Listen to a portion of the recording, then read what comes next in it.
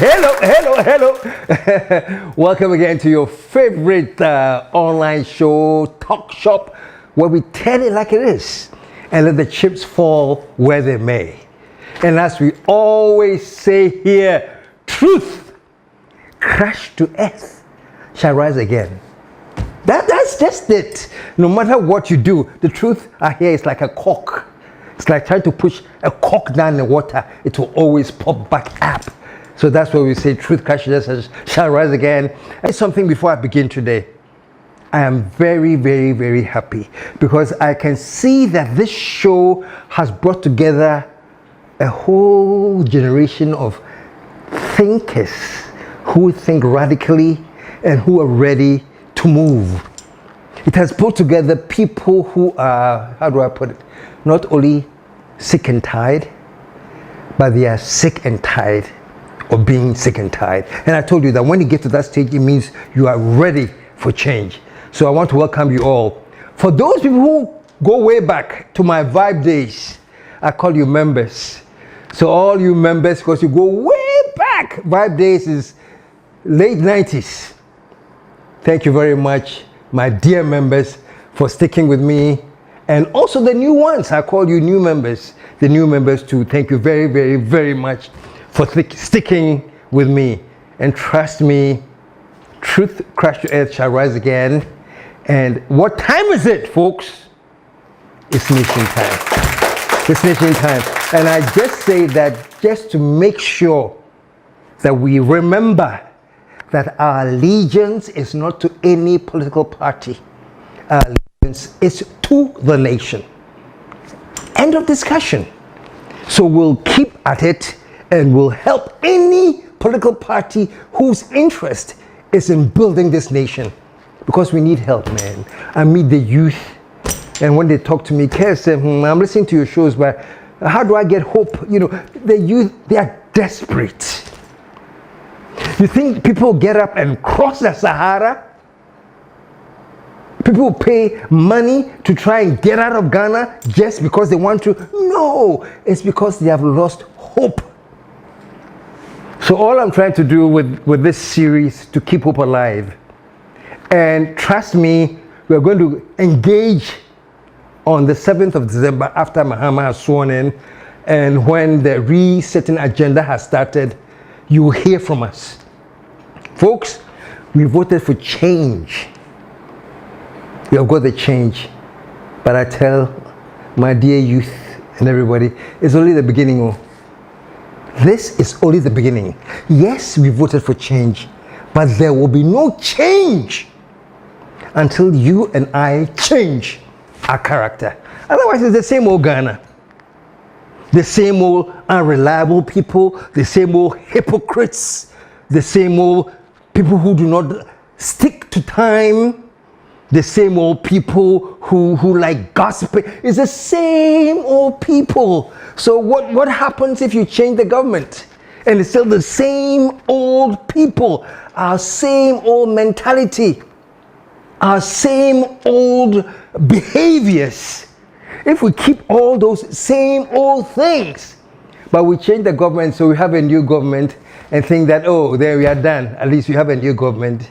Trust me, the new government will not get any mileage if we have the same old character. So this resetting, man, I don't want to rush ahead. We'll be starting some resetting agenda on this program, man. We have to. We really have to. Let me say this. Today, I just want to touch on a few very, very urgent things. Then I'll move on to something that we must all embrace ourselves with. It's almost New Year. And regarding New Year too, it's the same thing. Oh. January 1st is just another day. Nothing changes. It's just like going from Monday to Friday. Only this time you went from 31st to the 1st, but nothing has changed. Trust me, if you go to bed broke on the 31st night, you wake up on 1st January broke. If you go to bed sick on 31st night, you wake up 1st January sick. All I'm trying to say, nothing changes. It's just one day to another day. We just happen to call it the New Year. But it is time for you, it gives you a chance to renew or reset your mind and change your thinking in a certain way. But as for the day there, it's still the same old day. But anyway, today I want to talk about some very, very interesting things happening in our politics. It's interesting and sad. We talked yesterday, no, not yesterday, we talked the other day about the lunatic fringe. And I told you that the lunatic fringe under every administration, whatever the party, there are a group of people that we call the lunatic fringe. Their minds are not together. They thrive on chaos. They thrive on chaos. When they see chaos, then it's like time to jubilate. So the lunatic fringe always wants to create chaos so that they can take advantage of it. Very, very sad. But it happens with every administration. There is always a lunatic fringe. And I'm saying the lunatic fringe still exists. And I'm happy that the agenda that they were trying to kick in failed. And I always say this, folks. I always say this. Those of you who have followed me know that I'm not the biggest fan of Bawomia. If you ask me now, do I ever think that Bawomia is qualified to be a president of Ghana? I will say no. I'm not a big fan of him. But I always and will always praise him for his early concession, because, folks, those of us who know understand the value of his concession. And he himself said he had analyzed the data. Their party has their own ways of analyzing the data. NDC have their own ways of analyzing the data. He saw an analysis of the data and realized that there is no hope for the NPP. So he said he wanted to concede at 3 a.m. But then again, he thought, oh, Charlie, who is awake at 3 a.m. for me to do a concession speech? Let me wait till 9 a.m. the following day. So he waited till 9 a.m. and did the concession speech. You know, the law says that the electoral commissioner has up to 72 hours, 3 days, to declare the election. That's what the law says. So Bawomia says he was thinking, wow, if we're going to go through 3 days, the tension in the country will be too much. And that could lead to something chaotic. So he said, let me concede so that everybody knows their level. And he did that. Focus was service. Once I saw the results, and it was clear we were not winning this particular election, I thought it was not good to leave the country under tension for any length of time. In fact, by 3 a.m., we knew that we had lost the election. The Electoral Commission was going to take a few days to get to that conclusion, but our own collation, the data that we got from all the polling stations, was clear that we were not going to win this election. And so the question was, should we wait for the Electoral Commission to go through its processes and then announce in a few days' time, or do I go out immediately? There were different opinions, but I made the decision that it was better to go out. At 3 a.m., it was a bit early. People were sleeping. So I decided that we'll do it at 9 a.m. On Sunday morning. And so we gathered the press, and then I made my announcement that morning to say, you know, my opponent had won decisively, and we are conceding the election.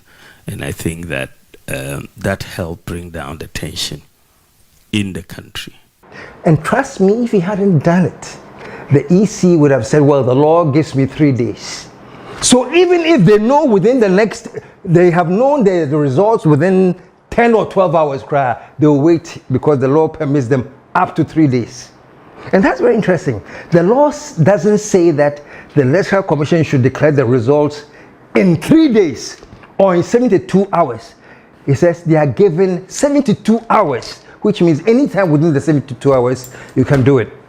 But Bawomia, being whatever, saw that if he doesn't concede, waiting for 3 days, the anxiety, the confusion, the bickering, the back and forth was not good. So he decided, I'll do an early concession. And folks, trust me, those of us who know and those of you who know will tell you that that saved this country from being plunged into chaos by the lunatic fringe. And it's very, very sad. Jimensa, people say, why am I on your case? But I think you understand why I'm on your case. It's very, very, very sad, Jimensa. But I'm saddened to know that you allow the lunatic fringe to hold sway over your thinking. So after you declared everything and said it is done, Mahama is president.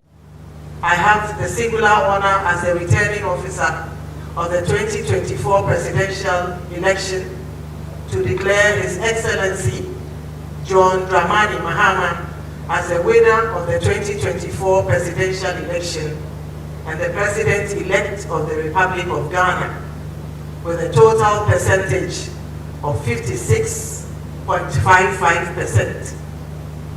Congratulations, sir. It is finished. Thank you very much. You have to come back and say certain things were not done well. The coalition, there were some figures and people were under stress and duress. So you reversed certain decisions that had been made at the polling stations. It is important to note that the declarations made by our staff were made under threat, and the Commission considers this as illegal. Those declarations, as well as others that have gone on in other constituencies, will not be upheld by the Commission. Where people had gone there, voted, joined the count, the NDC had been declared winner, they celebrated there, and then everything. As the returning officer for Domi-Kwabenya constituency, I declare Madam Akorobo Faustina Eleplane as the parliamentary candidate-elect for Domi-Kwabenya constituency. Thank you.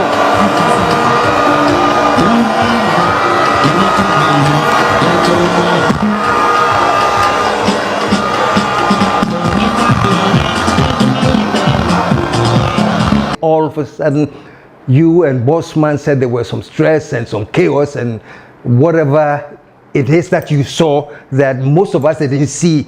So you have to recollect, and then you took the seats from the NDC and gave them to the NPP. And they went to the court, the Supreme Court. And the Supreme Court finally came out and said, no, this is not right. The seats have been won by the NDC. Let us take it back, and then the Supreme Court reversed it and gave it back to the NDC. We hereby quash the orders of mandamus made for collation of results by the Electoral Commission in the following constituencies. 1. Okaikwe Central. 2. Ablekuma North. 3. Tema Central. And 4. Techiman South. Accordingly, the collation of results in the above constituencies by the Electoral Commission after 20th December 2024 on the orders of the court are hereby set aside. Let me say something before I even continue. Somebody saw me and said, KSM, on the next show, I want you to big up the Supreme Court. Because they are timely intervention, they reverse the thing, so big them up. And I said, big them up for what? Folks, they did what they were supposed to do. Supreme Court didn't do anything extraordinary. Supreme Court, they looked at the case, they used their common sense, they looked at the evidence and everything, and reversed it. That is what the Supreme Court is for. And see, I won't come and say, oh, Supreme Court, we thank you very much for making. No! You know, the sad thing in this country is that we have made the negative things so powerful So that when you do right, it's like we should thank you for doing right. But it should be the other way around. When you do negative, we punish you. When you do right, you're supposed to do right. And young one was some. But because of the nature of what we've been through and everything, you know, when you're a taxi driver and somebody leaves like 10,000 cedis in your car, and you take it back to the owner because you know where you dropped the owner, you are celebrated. Wow, this is great. You saw the 10,000 cedis, it wasn't yours, and you actually returned it to the owner. Why are they? The government may even give you a reward. Say, you have done something extraordinary. But I'm saying normally it shouldn't be anything extraordinary. That is what we are supposed to do for ourselves as human beings. The thing is not yours, you've discovered it, blah, blah, blah. Take it to the owner. It's a natural thing. That is what it's expected. But we don't do that. And because we don't do that, because the norm now is that if you get it, keep it. If it's not yours, keep it. That is the norm now. So that the few people who say, no, it's not mine, let me return it, we have to worship them as heroes. But normally I'm saying, this is something, it doesn't mean anything. You go to Saudi Arabia or US or advanced countries and see if people return things that don't belong to them, whether they are praised and worshipped. No, they just done the thing they are supposed to do. No. All I want to say is that the Supreme Court, your decision is something, that is what we expect from you. Judicious decisions. And you take that decision like blindfolded and say, this is not wrong, this is not right, this is wrong. No, take a decision. No. That's all we expect from judges. But because, unfortunately, because of your own actions and because now Ghana has not even the trust they have in the judiciary. The Darfur Barometer says it. I don't have to say it. Nobody has to say it. Ghana has lost the confidence in the judiciary because Ghana has given up on the judiciary, and they actually nickname you and call you the unanimous FC. That is sad. So being called the unanimous FC, which is sad, which is degrading, you see that the only time that you have come up with something judicial and people are happy about, they say I should come and praise you. Not that you deserve the praise, but because before then, everything I've done, people felt no. Omni court, no. They are the big ones. If they say so, no be ID, but not that they agree with you. So me, I'm not coming here to big you up that, oh, you have done well. No, you have done what you're supposed to do. All I say is, please, keep doing what you're supposed to do. That's all. I'm not adding anything to what you do or taking anything away. I'm saying just keep doing what you're supposed to do. And let Ghanaians be confident again that we have a Supreme Court. And when we think that things are going wrong with us, we will run to you. Because when we run to you, you will give us justice. That's it. And that's why people are happy that for once they run to you expecting unanimous FC to throw away the case, but we said no, let's do the right thing. So all I would say is keep it up. Now let's get back to this Electoral Commission. You declared everything, you said it is finished. Ghanaians were jubilating, and in my last show when I did the lunatic fringe, all of a sudden there was another press conference about how suddenly things went wrong, how polling stations, polling agents were under duress. Even what's his name? This man, Bossman, I was listening to him on TV3. He even talked about some of them were under gunpoints and knives. And the TV3, Beatrice was interviewing them, said, we didn't see any guns, our cameras were there.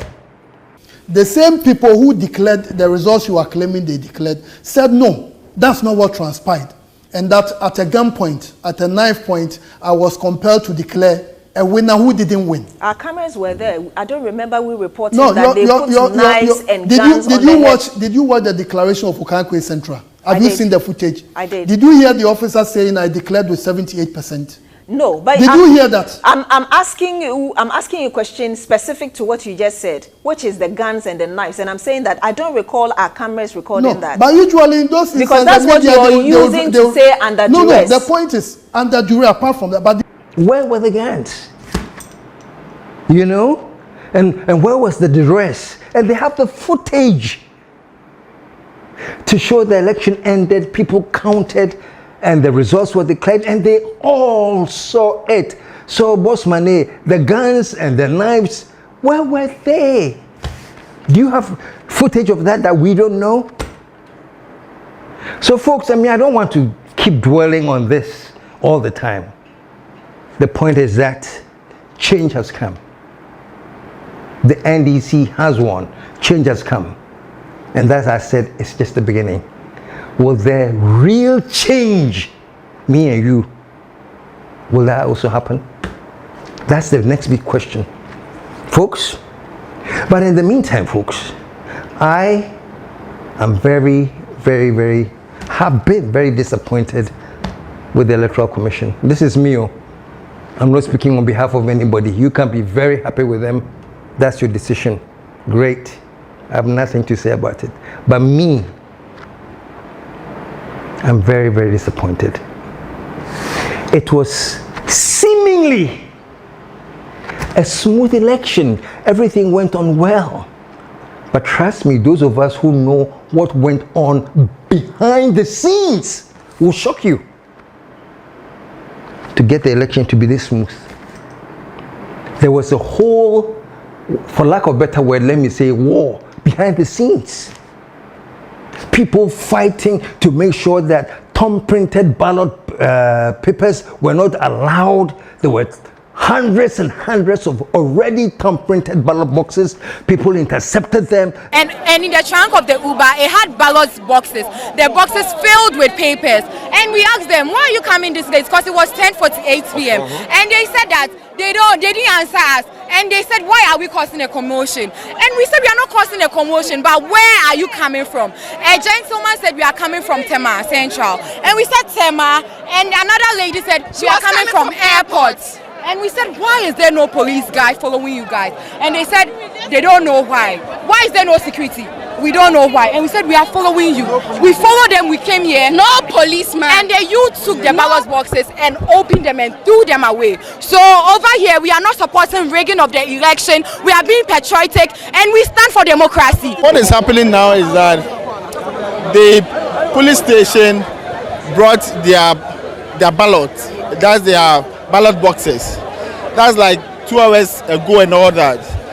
Then about 20 minutes, people realized that there was a ballot that was being brought to be added to the ones that have been assembled. And that is where you realize that people question where the ballot was coming from. And they open it and they realize that there were some of the ballot sheets that were not signed. They came with unsigned, but of course they were thumb-printed. So then the people here got agitated and they seized the ballot, the whole box, and they just throw it in there. So you can see all the ballot papers. We the people of this country, we were ready. We were our own media men. We were our own intelligence. We were our own policemen. We were our own military men in here. There are spaces here that the ballot boxes should be inside. And this is the coalition center. So what are the ballot boxes doing outside with no security? What kind of country are we living in? Is this Ghana? See, NPP, the country is not for NPP. Okay? So right now we voted against you people. Leave!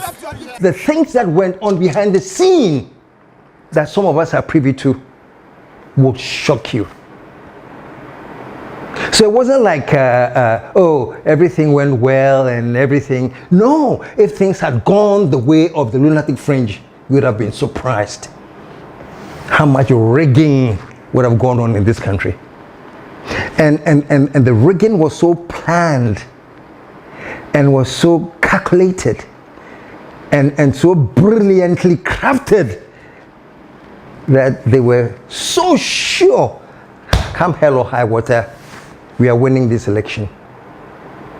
But there were people behind the scenes that made sure that that didn't happen. And I salute all of them. I won't mention their names, not on this program. You let Muhammad be sworn in, let things die down, and then I will come and tell you, with your permission, I'll name the characters behind the scenes, what they did. And let me say, in all of this, I have to say a big, big, big thank you to some very, very, very, very strong NPP people. Why? Because thanks to their love of country, thanks to their love of Ghana, some of them actually passed the information. Say, Charlie, this is what is being planned. Go and look here, do this, do that. And the other side also got the tip off and moved. So while I'm congratulating everybody, I want at this point to say to all of you who are in the NPP, who had the intelligence and the sense to know that the country first before the party, and actually, if you will, betrayed your party by leaking certain information, vital information for this election, for the other side to investigate and quell most of those plans. Let me say, God bless you all, man. Yeah, show them so. And these were NPP people. So me, that's why when I get gung-ho about Ghana, I mean it. Because if individually we all put Ghana first, you'll be amazed what this country will do or become. Ghana first though. Ghana first. If we decide that Ghana first, and not only decide in terms of, Ghana first, no, but we do the things we need to do to keep Ghana first. You see. And as I say, after the swearing in, when we change the meter band a little bit on our focus, and we start hitting on resetting, you see. Last time I quoted my good friend, not a good friend, I quoted a brilliant quotation from Stokely Carmichael, former freedom fighter, Black Panther. And I said, before he died, he's changed his name to Kwame Ture. And I noticed in your comments, somebody has actually mentioned that he later became Kwame Ture. He took Kwame Nkrumah's first name, Sekou Toure's last name, and put them together and called himself Kwame Ture. And what he said was this, and you know the quote now, that the colonial experience and colonialism has not only made us stupid, but it has made us ignorant in our stupidity. And when we start doing the programs about resetting the mind and everything, I'm going to go more deeper into these things so that we know and see what we have to do with ourselves to change things around. So I'll give you a little bit of some of the vim I have towards when it's coming to New Year, resolutions and things. I don't do any of them. I just have two things that I do. But before I do that, let me say this. We are waiting. For 8 years, this country was being plunged into economic chaos. Our level of indebtedness is way above everything we can think about. The amount of money we have blown and spoiled. A few examples is the $58 million dollar pit, plus the over $100 million worth of equipment that was there before we raised them all down to build the pit. There were judges' residences, there was the passport office, there were landmarks there. We raised them all to build what is now a pit at $58 million. This is what I want to say. All the time we're going through this, most of us Ghanaians, quiet, not a word. We sat down, saw this nation being defrauded, this nation being raped, this nation being pillaged. Where was the Ghana Bar Association? Where were the CSOs? Where were the churches? The mosque? Where was everybody? We sat down quietly and watched for 8 years. The country going down.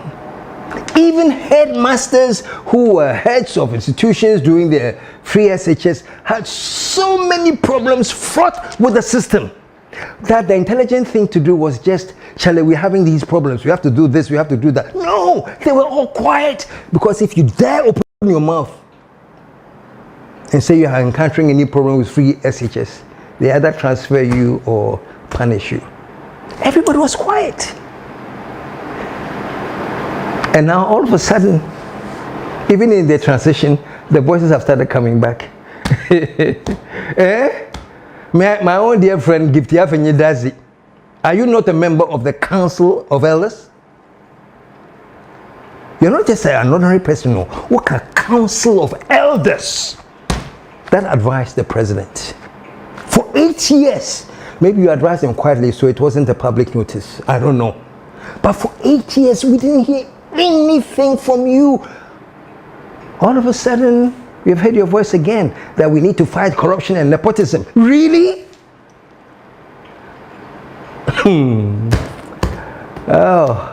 And I saw another reverend, I don't know his name. I think it's called Kwesi Bempa or something, talking about, and it was great. He said he doesn't have any party, he's for the nation. But Mahama should forget Operation Retrieve All Loot, because he said he was going to bring the dollar down. So he should bring the dollar down. Concentrate on bringing the dollar down and let all those who have looted jail, because when you go after them, it doesn't put money in my pocket. Listen, let me tell you, I'm not a politician, and I'm not a member of any party. Anybody whose leadership does not end up in the well-being of the people, they wake up and laugh at the wrong side of their mouth.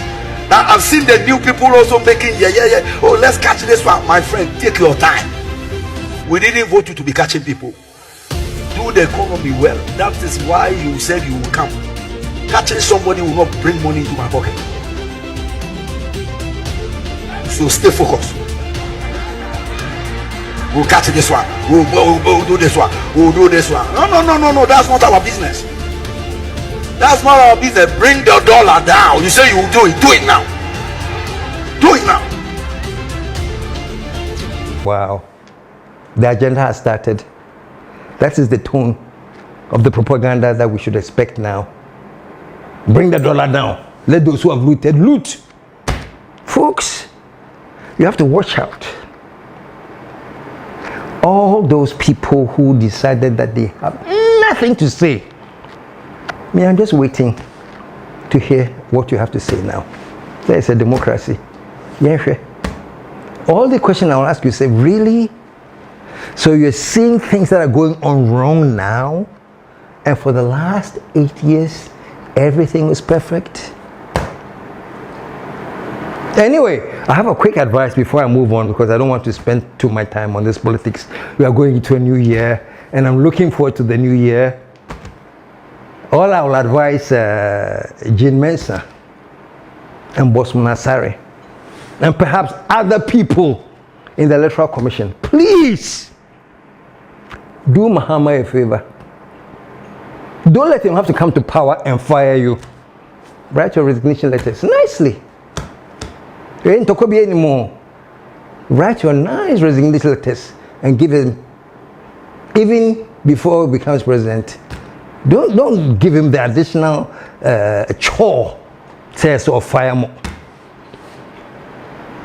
The election went on extremely well, not because of the competence and the handling of the Electoral Commission, no, but because of people who cared for this nation, both NPP people, NDC people, regular people who cared for this nation, former military men who cared for this nation. One day, former police people who cared for this nation. Thanks to them, that's why the election went on smoothly. But it wasn't because the Electoral Commission did such a fantastic job. If we had let the Electoral Commission alone, I'm sure the lunatic fringe would have gotten to you. And thank God there was a landslide and the whole Ghana was printed green. Because trust me, if there was a neck and neck thing, we know what would have happened in this country. We know what would have happened in this country. But folks, I'm tired of that. I'm tired of that. And the bottom line is that Mahama has been declared victorious. The change that we all wanted is here. And by the help of everybody, including even members of the NPP. And then the strong vigilance of the NDC, military people, police people, the change is here. We thank you all for it. Folks, I'm going to just quickly give you a few tips.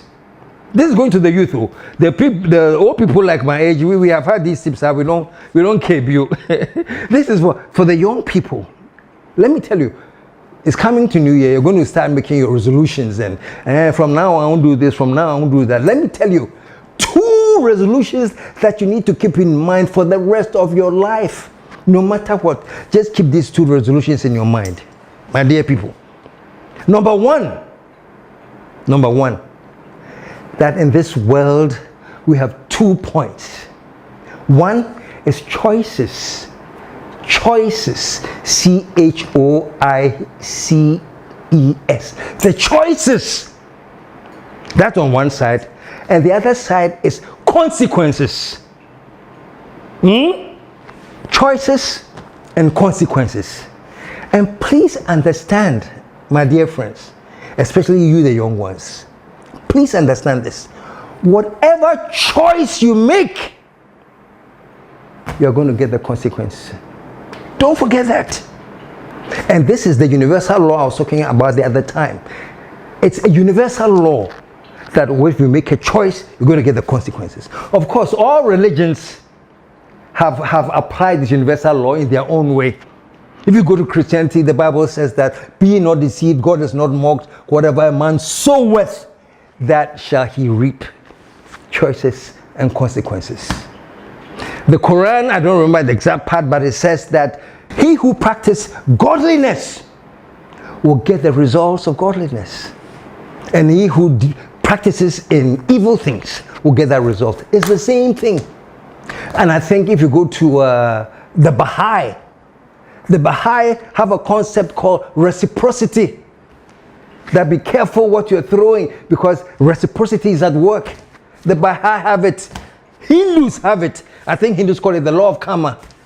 So folks, all I'm saying is that the universal law is your choice and the consequences. It's in every religion. But if you come to those of us who believe in the laws of the universe, it is one of the main laws of the universe. And I'm saying, once you become aware that whatever choice you make has its own consequences, then you'll be more careful of the choices you make. Sometimes you think you're making the right choice. Sometimes you are, but the consequences are bad. Find out why they are bad. Find out what went wrong, and then readjust your choice. That is as simple as we can. So this is what helped me. And I don't get up, as I go into this new year, this is what I want to do. I'll become a better this, I'll become a better. No, all I say is that I know that there are choices and there are consequences. But sadly, what's his name? Stokely Carmichael says, colonialism has not only made us stupid, but ignorant and stupidity. One of the tools they used to create that level of stupidity in our ignorance is religion and our education. We'll get to that when we start talking about resetting. But I'm just throwing it out there. One of the things is our religion. When your NPP wanted power, what did they say? The battle is the Lord's. You see how they elevated the whole political agenda to become something that the Lord is doing. The battle is the Lord's. And there were hymns and songs on it. Is the Lord's. Really? Really? The battle was the Lord's? No! The battle was based on certain choices that the leaders of the NPP made. It was based on the choices. Going into the election, the last election, the choices about how we can rig things and how we can do this, they were not the Lord's choices. Those are human choices that we make.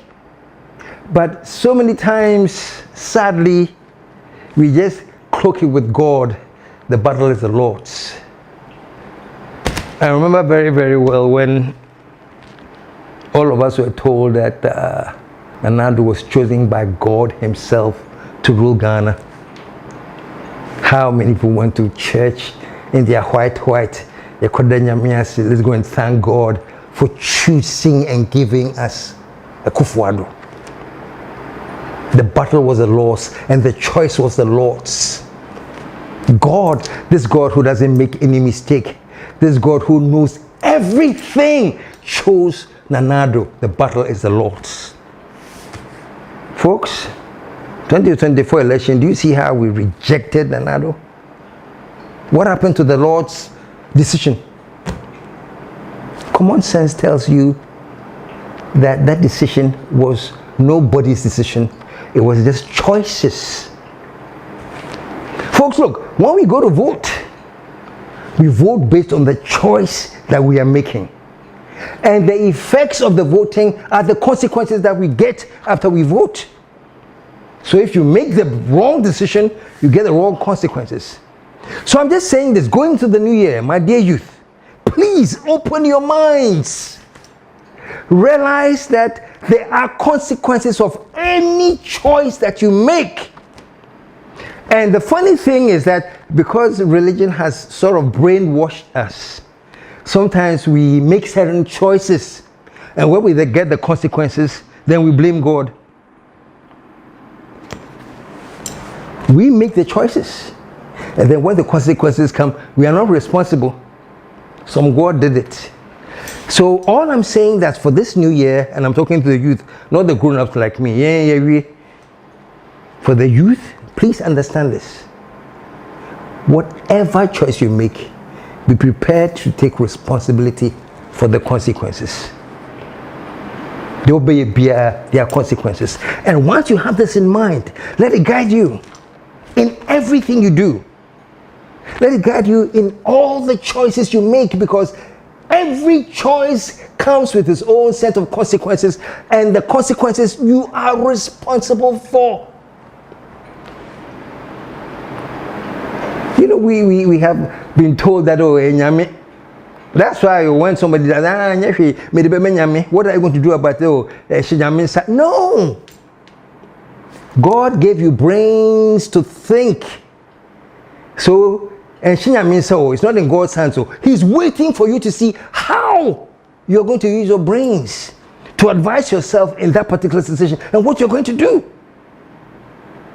Yeah. We are all in God's hands, so nobody knows tomorrow to that extent, yes. But your individual days and things that you do are in your hands. You make the choices. And when we come to resetting of the mind, we'll talk about this. How we can bring our mind to accepting responsibility for our choices. Imagine you go and plant a corn all the way. And then just before the corn is ready for harvesting, you pray to God that, oh God, I'm sorry, I made a mistake. I planted corn. I really wanted apples. So please change what I planted and give me apples. Because I'm not mocked, so whatever you sow, that's what you're going to reap. It's as simple as that. Choices and consequences. You see how, especially most of you in some of your churches, the pastor will pair two people. God showed me in the dream that you and her are supposed to get married. They do it all the time. Let me tell you, if you know the percentage of those that God allegedly chose and paired, the suffering and the bad marriages they are in, you'll be shocked.